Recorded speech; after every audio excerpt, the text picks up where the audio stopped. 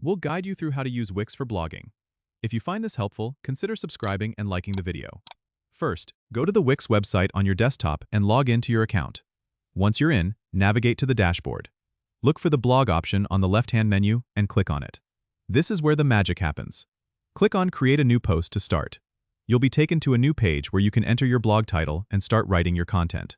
Wix provides a range of editing tools, like text formatting, adding images, videos, and even embedding social media links, making your blog visually appealing.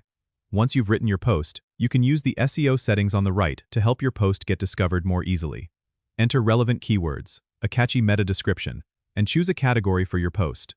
Don't forget to preview your post to see how it looks on both desktop and mobile views. When you're happy with everything, hit the Publish button at the top right. You can also schedule posts to go live at a future date if you're planning ahead. Wix's blogging platform is incredibly user-friendly, allowing you to manage comments, analyze your post's performance, and even connect with your readers through social media integration. Don't forget to explore the various design templates Wix offers to give your blog a unique look that stands out. And that's it. You're all set to start blogging on Wix and share your stories or expertise with the world. Don't forget to subscribe and comment if this helped you out.